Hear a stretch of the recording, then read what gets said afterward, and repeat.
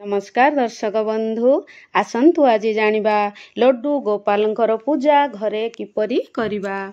लड्डू गोपालंकर जन्म भाद्रव मास कृष्ण पक्ष अष्टमी तिथि रोहिणी नक्षत्र वृषभ राशि रे मध्य रात्रि रे होइथिला।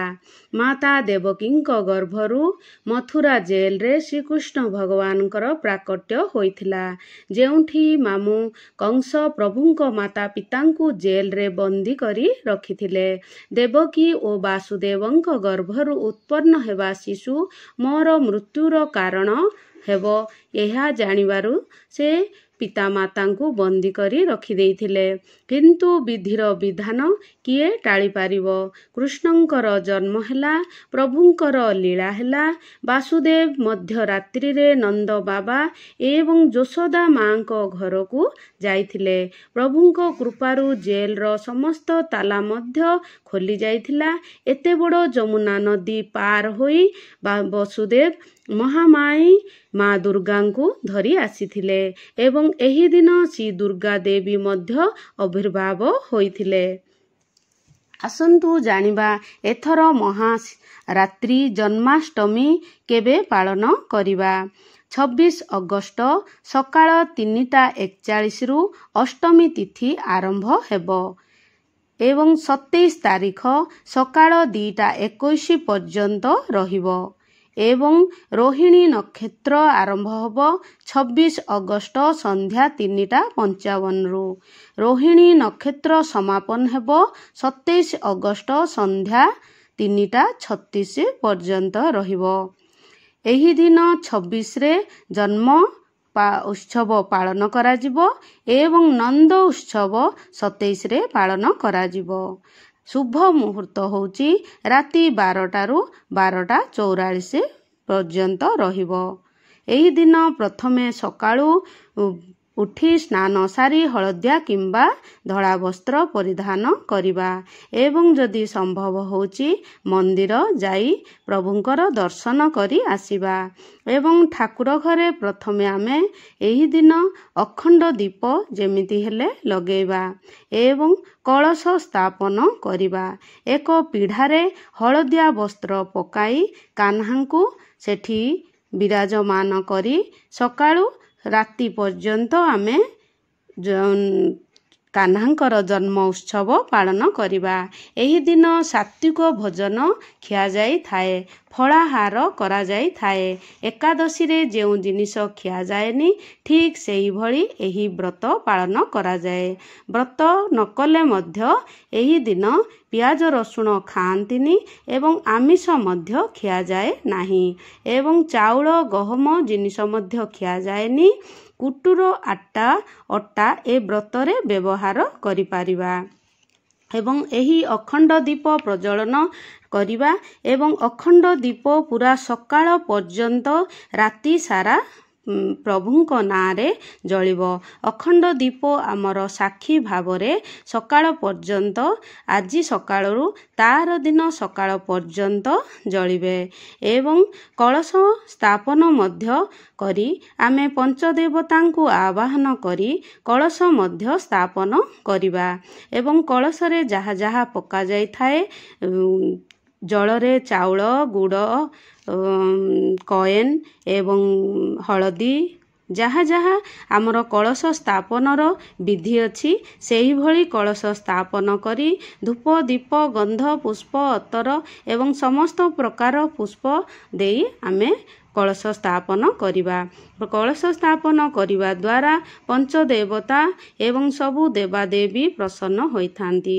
कलश को शुभ कुआ जाए, तेणु आमे कलश जेमिति हेले बसेबा एवं जेमिति प्रतिदिन आमे कान्हांकु उठौचे सेमिति आमे कान्हांकु घंटी बजेई किंबा ताली मारी सेदिन उठेबा एवं कान्हांकु उठेबा परे आचमन जल देबा एवं राति सारा कान्हा भोकरे थिबे, तेणु कान्हांकु उठेई आमे कान्हांकर किछि सकाळे जेमिति सेवा करा जाई थाए सेमिति से कान्हांकु सेवा करिबा, तांकर कुली करेबा, मुह धुएबा एही भावना रखी कान्हांकु तुलसी जल पिएबा एवं पिएबा परे किछि समय କାହ୍ନାଙ୍କୁ ଆମେ ବୁଲେଇବା ପରେ କାହ୍ନାଙ୍କର ସ୍ନାନ କରେଇବା ଏବଂ କାହ୍ନାଙ୍କୁ ଟିକେ ଝୁଲେଇ କାହ୍ନାଙ୍କର ଲୋରି ଶୁଣେଇ କାହ୍ନାଙ୍କୁ କିଛି ସମୟ ଆମେ ରଖିବା ପରେ କାହ୍ନାଙ୍କର ସ୍ନାନ ପାଇଁ ଆମେ ପ୍ରସ୍ତୁତ କରିବା ଏବଂ ସକାଳେ କିଛି କ୍ଷୀର ଜଳ ମଧ୍ୟ ଅର୍ପଣ କରାଯାଇଥାଏ। ଏହିଭଳି ଆମେ ଗୋଟେ ଏକ ପ୍ଲେଟ୍ରେ ପିତ୍ତଳ ପ୍ଲେଟ୍ରେ ଚନ୍ଦନରେ ପ୍ରଥମେ ଷ୍ଟାର ବନେଇବା କିମ୍ବା ସ୍ୱସ୍ତିକ କିମ୍ବା ଓମ୍ ବନେଇବା। ପ୍ରଥମେ ଚରଣରେ ଆମେ ଜଳ ଦେବା ଏବଂ କ୍ଷୀର ଦେବା, ପଞ୍ଚାମୃତ, ପୁଣି ଜଳ ଦେବା, ପୁଣି କ୍ଷୀର ଦେବା ଏବଂ ପୁଣି ଦକ୍ଷିଣବର୍ତ୍ତୀ ଶଙ୍ଖରେ ଅର୍ଘ୍ୟ ପ୍ରଦାନ କରିବା ଏବଂ ଦହି ପ୍ରଭୁଙ୍କୁ ଦହିରେ ମସାଜ କରିବା ଏବଂ କିଛି ହଳଦୀ, ଠାକୁରଙ୍କୁ ହଳଦୀ ଅତ୍ୟନ୍ତ ପ୍ରିୟ ହୋଇଥାଏ, ତେଣୁ ହଳଦୀରେ ସ୍ନାନ କରେଇବା। ପୁଣି ଦକ୍ଷିଣବର୍ତ୍ତୀ ଶଙ୍ଖ ସବୁଠୁ ଭଲ ହୋଇଥାଏ କାହ୍ନାଙ୍କୁ ସ୍ନାନ କରିବା ପାଇଁ ଏବଂ ଏଇଟା ଚନ୍ଦନ, କେଶର, ହଳଦୀ ମିଶ୍ରିତ କରି କାହ୍ନାଙ୍କୁ ଲେପନ କରି ସ୍ନାନ କରାଯାଇଥାଏ। କେଶର ମିଶ୍ରିତ ଚନ୍ଦନ କାହ୍ନାଙ୍କୁ ଅତ୍ୟନ୍ତ ପ୍ରିୟ ଏବଂ କାହ୍ନାଙ୍କୁ କାଢ଼ିବା ପରେ ପୁଣି ଶୁଦ୍ଧ ଜଳରେ ସ୍ନାନ କରାଇବା ପରେ ସଫା ବସ୍ତ୍ରରେ ପୋଛି ଦିଆଯାଇଥାଏ।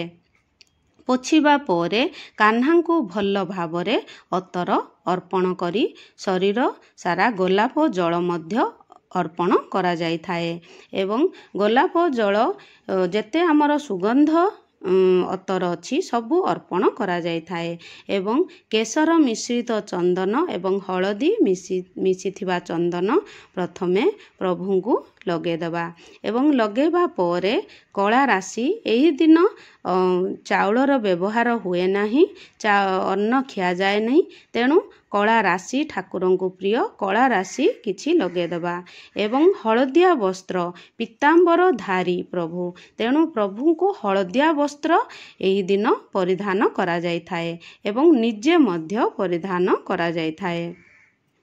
ସ୍ନାନ ଜଳ ଯେଉଁ ଆମର ଚରଣାମୃତ ଠାକୁରଙ୍କର ବାହାରିଲା, ସେହି ଚରଣାମୃତ ଆମେ ଅଳ୍ପ ଟିକେ ପିଇବା ଦ୍ୱାରା ଆମର ଅକାଳ ମୃତ୍ୟୁ ମଧ୍ୟ ହୋଇନଥାଏ ଏବଂ ଘରକୁ ସମସ୍ତଙ୍କୁ ପିଇବାକୁ ଦେବା ଏବଂ ଛୁଆଙ୍କୁ ଦେବା, ତୁଳସୀରେ ବଳକା ଜଳକୁ ପକାଇଦେବା ଏବଂ ପିତୃପୁରୁଷଙ୍କୁ ବଳକା ଜଳ ଅର୍ପଣ କରିବା ଏବଂ ଠାକୁରଙ୍କର ସବୁ ସ୍ନାନ ସବୁ ଅଳଙ୍କାର ପିନ୍ଧେଇ ଦେବା ଏବଂ ଯେମିତି ହେଲେ ବି ବଇଁଶୀ ଠାକୁରଙ୍କୁ ଅର୍ପଣ କରାଯାଇଥାଏ।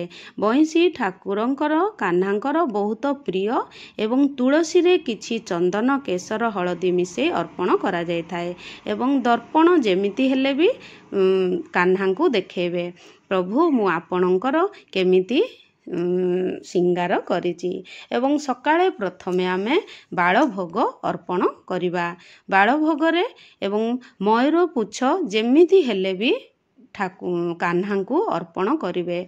ମୟୂର ପୁଚ୍ଛ ଅତ୍ୟନ୍ତ ପ୍ରିୟ ହୋଇଥାଏ ଏବଂ ମୟୂର ପୁଚ୍ଛ କାହ୍ନାଙ୍କୁ ଦେବା ଦ୍ୱାରା ବହୁତ ଗ୍ରହ ଦୋଷ ମଧ୍ୟ କଟିଥାଏ, ତେଣୁ ଜନ୍ମାଷ୍ଟମୀରେ ଯେମିତି ହେଲେ ଗୋଟିଏ ନୂଆ ମୟୂର ପୁଚ୍ଛ ଆଣି ଅର୍ପଣ କରିବେ ଏବଂ ସକାଳର ବାଳଭୋଗରେ ଯାହା ବି ଫ୍ରୁଟ୍ସ ଆମର ଅଛି ସମସ୍ତ ପ୍ରକାର ଫ୍ରୁଟ୍ସ ଦେବା ଏବଂ ହଳଦିଆ ଜିନିଷ ପ୍ରିୟ, ତେଣୁ କଦଳୀ ଭୋଗ ଯେମିତି ହେଲେ ଦେବା ଏବଂ ଏହି ଦିନ ମାଖନ ମିଶ୍ରି ଯେମିତି ହେଲେ ଭୋଗ କରାଯାଇଥାଏ।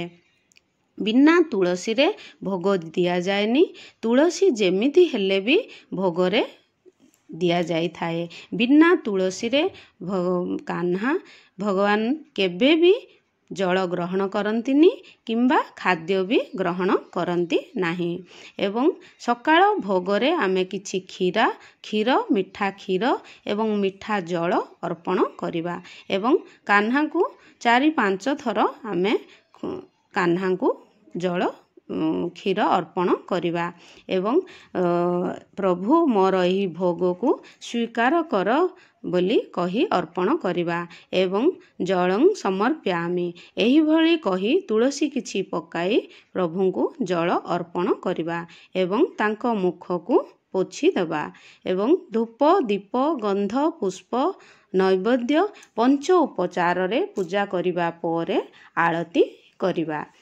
ଆଳତିରେ ଶ୍ରୀ आरती कुंज बिहारी की श्री गिरिधर कृष्ण मुरारी की एहिभଳି आळती गाଇବା किंबा ओम जय जगदीश हरे एहिभଳି आळती गाଇବା ଏବଂ ଆଳତି ଗ୍ରହଣ କରନ୍ତୁ ହେ ପ୍ରଭୁ କହି ଆଳତି ଦେଖେଇବା ଏବଂ କିଛି ଫୁଲରେ ଶୀତଳକରଣ ପାଇଁ କିଛି ଜଳ ବୁଲେଇ ଠାକୁରଙ୍କୁ ଅର୍ପଣ କରିବା ଏବଂ ଆଳତି ଅର୍ପଣ କରି ନିଜେ ଆଳତି ଗ୍ରହଣ କରିବା ଏବଂ ପ୍ରଭୁଙ୍କୁ ଝାଳ ହେଇଥିବ ଗରମ ଲାଗିଥିବ ଭାବି ଟିକେ ପୋଛିଦେବା ଏବଂ ବିଞ୍ଛି ଦେବା। ବିଞ୍ଛିକି ପ୍ରଭୁ ମୋର ଏହାକୁ ସ୍ୱୀକାର କର। ଯେମିତି ହେଲେ ସେଦିନ ଝୁଲା ଠାକୁରଙ୍କ ପାଇଁ ସୁନ୍ଦର ଭାବରେ ପ୍ରସ୍ତୁତ କରି ଠାକୁରଙ୍କୁ ଯେମିତି ହେଲେ ବି ଝୁଲାରେ ବସାଇବେ ଏବଂ ବଇଁଶୀ ଓ ମୟୂରପୁଚ୍ଛ ଯେମିତି ହେଲେ ବି ଅର୍ପଣ କରିବେ ଏବଂ ଗୋମାତାଙ୍କୁ ଅତ୍ୟନ୍ତ ପ୍ରିୟ। ସବୁବେଳେ କାହ୍ନା ଛୋଟବେଳେ ଗୋମାତାଙ୍କ ସହିତ ରହିଥିଲେ, ତେଣୁ ତାଙ୍କ ପାଖରେ ଯଦି ଗୋଟିଏ ରୂପାର ଗୋମାତା ରଖିବେ କିମ୍ବା ଅଷ୍ଟଧାତୁ କିମ୍ବା ପିତ୍ତଳର ଯଦି ଆମେ ଦଉଛେ ଅତ୍ୟନ୍ତ ଶୁଭ ହୋଇଥାଏ ଏବଂ ଗୋମାତାଙ୍କ ବିନା କାହ୍ନାଙ୍କର ପୂଜା ହୋଇନଥାଏ। ତେଣୁ ଆମେ ଯେମିତି ହେଲେ ବି ଗୋମାତାଙ୍କର ପୂଜା କରିବା। ଗାଈ ଯଦି ନାହିଁ ଆମେ ମୂର୍ତ୍ତି ରଖି କାହ୍ନାଙ୍କ ପାଖରେ ପୂଜା କରିପାରିବା। ଭଗବାନ ସବୁବେଳେ ଗାଈଙ୍କୁ ବହୁତ ଭଲ ପାଉଥିଲେ, ତେଣୁ ଗାଈଙ୍କ ପାଖରେ ଗାଈଙ୍କୁ ସେବା ହିଁ କାହ୍ନାଙ୍କର ସେବା ବୋଲି ଆମେ ଭାବିବା।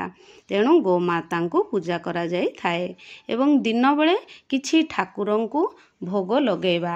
ଠାକୁରଙ୍କୁ ଏହି ଜନ୍ମାଷ୍ଟମୀରେ ଆମେ ଚାଉଳର କ୍ଷୀରି ଅର୍ପଣ କରିବାନି, ଏଇଟା ହେଉଛି ମଖାନାର କ୍ଷୀରି ଅର୍ପଣ କରିପାରିବା। ଶାଗୁ କ୍ଷୀରି, ପାଳୁଅ କ୍ଷୀରି କିମ୍ବା ଆମର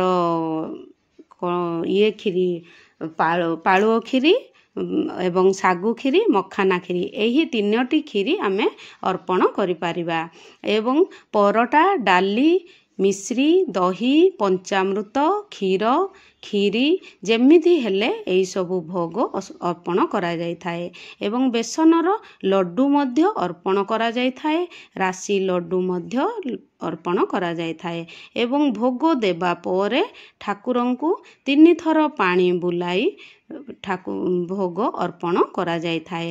ପ୍ରଥମେ ଦୀପ ଅର୍ପଣ କରାଯାଇଥାଏ ଏବଂ ନୈବେଦ୍ୟଂ ସମର୍ପୟାମି କହି 5 ଥର ଠାକୁରଙ୍କୁ ପ୍ରଭୁ ମୋର ଭୋଗ ସ୍ୱୀକାର କର। आओ भोग लगाओ मेरे मोहन, आओ भोग लगाओ मेरे मोहन, रूखा सूखा खाओ मेरे भगवान।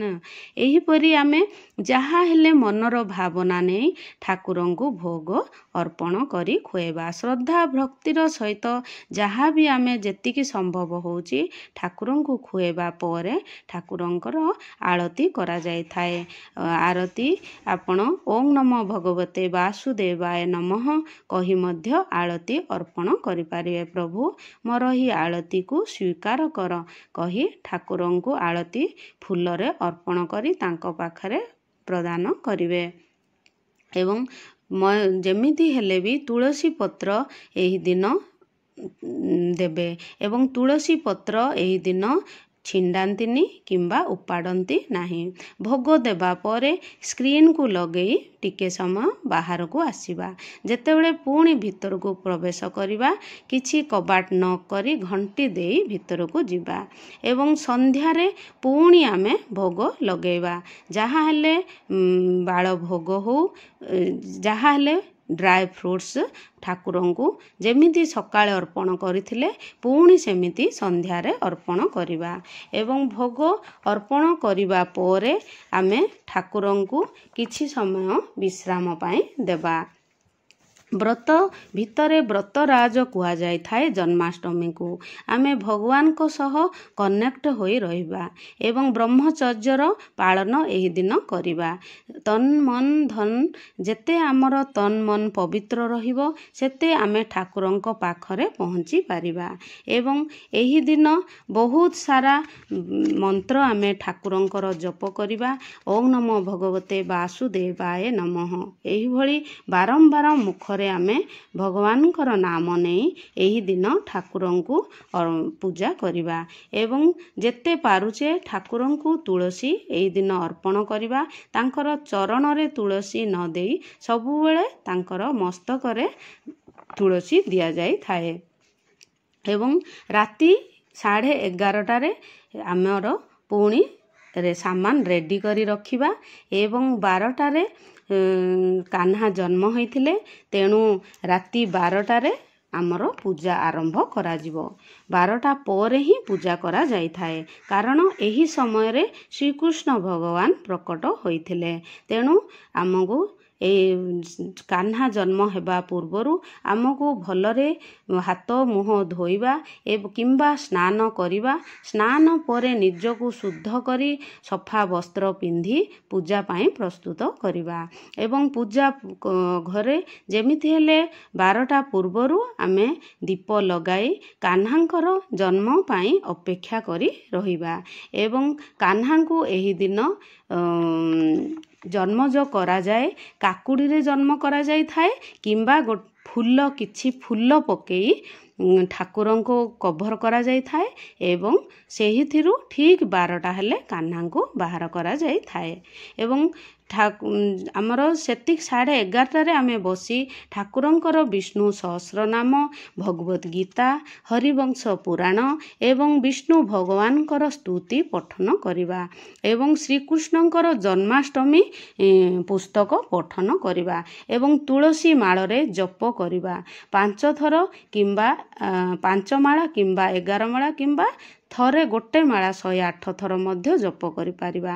ଏବଂ ଠାକୁରଙ୍କୁ ତୁଳସୀ ମାଳ ପିନ୍ଧେଇବା କିମ୍ବା ବୈଜନ୍ତ ମାଳା କିମ୍ବା ଚନ୍ଦନ ମାଳ, ଏହିସବୁ ମାଳ ଠାକୁରଙ୍କୁ ପ୍ରିୟ ଏବଂ ଏହିସବୁ ମାଳ ଠାକୁରଙ୍କୁ ପରିଧାନ କରାଯାଇଥାଏ। ଏବଂ ଠିକ୍ 12ଟାରେ ଜନ୍ମ ହେବେ ତ ସେତେବେଳେ ଆମେ କହିବା ସୁସ୍ୱାଗତମ୍ କାହ୍ନା, ସୁସ୍ୱାଗତମ୍ କାହ୍ନା, ଯେ କହ୍ନैया लाल की, हाथी दिने घोड़ा दिने और दिने पाल की, जे कन्हैया लाल की, आनंद से उमंग भरा, जे कन्हैया लाल की। ଏହିପରି କାହ୍ନାଙ୍କର ଜନ୍ମ ସମୟରେ କହିବା। କାହ୍ନାଙ୍କୁ ଶଙ୍ଖ ବଜେଇ ପାରିବା କିମ୍ବା ଘଣ୍ଟି ବଜେଇ ପାରିବା କିମ୍ବା ତାଳି ମାରିପାରିବା। ଠିକ୍ 12ଟା ହଉ ହଉ କାହ୍ନାଙ୍କୁ ଏହିଭଳି ଆମେ ରୁମ୍କୁ ସୁଗନ୍ଧିତ କରି ଠାକୁରଙ୍କୁ ଜପ କରି କରି ଠାକୁରଙ୍କୁ ଆବାହନ କରି କରି, ହେ ପ୍ରଭୁ, ଆପଣ ଏହି ଦିନ ପ୍ରକଟ ହୋଇଥିଲେ, ଆମ ଉପରେ କୃପା କରନ୍ତୁ। ଏବଂ ରୋହିଣୀ ନକ୍ଷତ୍ର ସବୁଠୁ ବଡ଼ ନକ୍ଷତ୍ର, ତେଣୁ ଏହି ଦିନ ଆମେ ଯେତେ ପୂଜା ମନ୍ତ୍ର ଜପ ତପ କରିବା ସେତେ ଆମ ଉପରେ ଭଲ ପ୍ରଭାବ ପଡ଼ିବ ଏବଂ ଜୀବନରେ ଛୁଆମାନେ ବି ଉନ୍ନତ ଲାଭ କରିବେ। ସବୁବେଳେ ପିଲାମାନେ ଯଦି ପାଠ ପଢ଼ୁନାହାନ୍ତି ତାହେଲେ କାହ୍ନାଙ୍କୁ ପୂଜା କରିବା ଦ୍ୱାରା ପିଲାମାନେ ଏବଂ ପରିବାରର ମଧ୍ୟ ମଙ୍ଗଳ ହୋଇଥାଏ। ଏବଂ ଯେତେ କାହ୍ନାଙ୍କୁ ଜନ୍ମ ହେବା ପରେ ପୁଣି ଧୂପ ଦୀପ ଗନ୍ଧ ପୁଷ୍ପ ଦେବା ଏବଂ ଯେମିତି ସ୍ନାନ କରେଇଥିଲେ ସେମିତି ପଞ୍ଚାମୃତ ଅଷ୍ଟଗନ୍ଧ ସବୁ ଦେଇ ସ୍ନାନ କରେଇବା ଏବଂ ସବୁ ପ୍ରକାର ଫୁଲ ଧୂପ ଦୀପ ଗନ୍ଧ ସବୁ ପ୍ରକାର ଦେଇ ପୁଣି କାହ୍ନାଙ୍କୁ ଅର୍ପଣ କରିବା। ଏବଂ କ୍ଷୀରି ମଖାନା ଭୋଗ ଏବଂ ମିଶ୍ରି ଆଉ ଲହୁଣୀ ଯେମିତି ହେଲେ ବି କାହ୍ନାଙ୍କୁ ଅର୍ପଣ କରିବା। ହେ ପ୍ରଭୁ, ଆସ ମୋର ଏହି ଭୋଗକୁ ସ୍ୱୀକାର କର। ଶ୍ରୀକୃଷ୍ଣ ଶରଣମ୍ ମମ। ଓଁ କ୍ଲିଂ କୃଷ୍ଣାୟ ନମଃ। କୃଷ୍ଣାୟ ବାସୁଦେବାୟ ହରୟେ ପରମାତ୍ମନେ ପ୍ରଣତ କ୍ଲେଶ ନାଶାୟ ଗୋବିନ୍ଦାୟ ନମୋ ନମଃ। ଏହିଭଳି ଏହି ମନ୍ତ୍ର ଗାଇବା ଦ୍ୱାରା ସବୁ ଅଟକିଥିବା କାମ ମଧ୍ୟ ହୋଇଯାଇଥାଏ। ଏହିଭଳି କାହ୍ନାଙ୍କୁ ସ୍ନାନ କରେଇବା ଏବଂ ସଫା ବସ୍ତ୍ର ପିନ୍ଧେଇବା ପରେ ଭୋଗ ଅର୍ପଣ କରିବା ଏବଂ ଭୋଗ ଅର୍ପଣ ପରେ କାହ୍ନାଙ୍କର ସ୍ତୁତି ଏବଂ ଜପ କରିବା। ଜପ କରିବା ପରେ କାହ୍ନାଙ୍କୁ ଆଳତି କରିବା ଏବଂ ଆଳତି କରିବା ପରେ ସମସ୍ତେ ଅନ୍ତିମ ଆଳତି କରିବା ପରେ ଅନ୍ତିମରେ ପରିବାର ସହ ପ୍ରସାଦ ଗ୍ରହଣ କରିବା ଏବଂ ବ୍ରତ ଖୋଲିବା। ଆଳତି ହେଇଗଲା ପରେ ଆମେ ଯାହା ବି ଆମେ ଭୋକରେ ଥିବା ଯଦି କିଛି ଖାଇବା, ଯଦି ଚାହୁଁଛନ୍ତି 12ଟା ପରେ ଭୋଗ ନ ଖାଇ ରହିପାରିବିନି ଅନ୍ନ ଖାଇ, ତାହେଲେ ପୂଜା ସରିବା ପରେ ଅନ୍ନ ଭୋଗ ଗ୍ରହଣ କଲେ ମଧ୍ୟ ହେବ। ଏହିପରି ପୂଜା ସରିବା ପରେ କାହ୍ନାଙ୍କୁ କେତେ ସମୟ ବସେଇବେ। ଯଦି ଚାହୁଁଛନ୍ତି ପୁଣି କାହ୍ନାଙ୍କୁ ଯେମିତି ଶୁଏଇବା କଥା ସେମିତି ତାଙ୍କର ବସ୍ତ୍ର କାଢ଼ିଦେବେ। ପୁଣି କାହ୍ନାଙ୍କୁ ଶୁଆଯାଇଥାଏ। କାହ୍ନାଙ୍କୁ କିଛି ସମୟ ବିଶ୍ରାମ ଦେଲା ପରେ ପୁଣି କାହ୍ନାଙ୍କୁ ଶୁଆଯାଇଥାଏ। ଏହିଭଳି ମୋ ଭିଡ଼ିଓଟି ଯଦି ଭଲ ଲାଗିଥାଏ ତାହେଲେ ନିଶ୍ଚିନ୍ତ ଲାଇକ୍, ସେୟାର ଏବଂ ସବସ୍କ୍ରାଇବ୍ କରିଦେବେ। ଏବଂ କାହ୍ନାଙ୍କୁ ଯେତେବେଳେ ଶୁଏଇବା ସେତେବେଳେ ପୁଣି ଥରେ ଲୋରି ଗାଇବା ଏବଂ କାହ୍ନାଙ୍କୁ ତାଙ୍କର ଯାହା ଯାହା ମନ୍ତ୍ର ଗାଇ ଆମେ ଯେତେ ସମୟ ଆମେ ପୂଜା କରିବା ମନରେ, ହେ ପ୍ରଭୁ ମୋ ପୂଜାରେ ଯଦି କୌଣସି ଭୁଲ ହୋଇଯାଇଥାଏ ମୋତେ କ୍ଷମା କରିବେ, ମୋତେ କ୍ଷମା କରିବେ, ଏହିଭଳି ମନରେ ଉଚ୍ଚାରଣ କରି କରି କାହ୍ନାଙ୍କୁ ତାଙ୍କ ମସ୍ତକ ପାଖରେ ବଇଁଶୀ ଏବଂ ତୁଳସୀ ତାଙ୍କର ପ୍ରିୟ ତାଙ୍କ ପାଖରେ ରଖି କାହ୍ନାଙ୍କୁ ଶୁଏଇବା ଏବଂ ଶୁଏଇବା ପୂର୍ବରୁ ତାଙ୍କର ଗୋଡ଼ ଟିକେ ଦବେଇ ଦେବା ଏବଂ ତାଙ୍କ ପାଦକୁ ଟିକେ ଆଉଁସି ଦେବା ଏବଂ ପାଦକୁ ଟିକେ ଘଷି ଦେବା। ହେ ପ୍ରଭୁ, ଆପଣ କେତେ କଷ୍ଟରେ ଆମ ସଂସାରକୁ ଆମକୁ ସୁଖରେ ପ୍ରଦାନ କରିଛନ୍ତି। ଏହିଭଳି କାହ୍ନାଙ୍କୁ ପୁଣି ଥରେ ସବୁ ପୂଜା ସରିବା ପରେ କାହ୍ନାଙ୍କୁ ଏହିଭଳି କହି ରାତ୍ରରେ ହିଁ କାହ୍ନାଙ୍କୁ ଶୁଏଇବା ଏବଂ ଯେଉଁମାନେ ଯେତିକି ପାରୁଛନ୍ତି ସେତିକି ଭକ୍ତି କରନ୍ତୁ। ଯେତିକି ସମ୍ଭବ ହେଉଛି ନିଜର ନିଷ୍ଠା ଏବଂ ଭକ୍ତି ଆଉ ବିଶ୍ୱାସ ସହିତ କାହ୍ନାଙ୍କୁ ପୂଜା କରନ୍ତୁ। କାହ୍ନା ଯେମିତି ହେଲେ ବି ଆମ ମନସ୍କାମନା ପୂର୍ଣ୍ଣ କରିବେ। ଏତେ ବଡ଼ ଜନ୍ମଦିନରେ ଆମେ କାହ୍ନାଙ୍କୁ ତାଙ୍କୁ ବହୁତ କିଛି ନିଜକୁ ଆମେ ସମର୍ପଣ କରି ତାଙ୍କର ଆମେ ଯେମିତି ଆମ ଛୁଆମାନଙ୍କର ଜନ୍ମଦିନ ପାଳୁଛେ ସେମିତି କାହ୍ନାଙ୍କର ମଧ୍ୟ ଜନ୍ମଦିନ ଆମେ ପାଳନ କରିବା ଏବଂ ଆଳତି ଯେମିତି ହେଲେ ବି ଶେଷରେ କରିବେ। ଆଳତି ଯେତେ ପୂଜାରେ ଭୁଲ ଥାଉ, ଆଳତି ଯଦି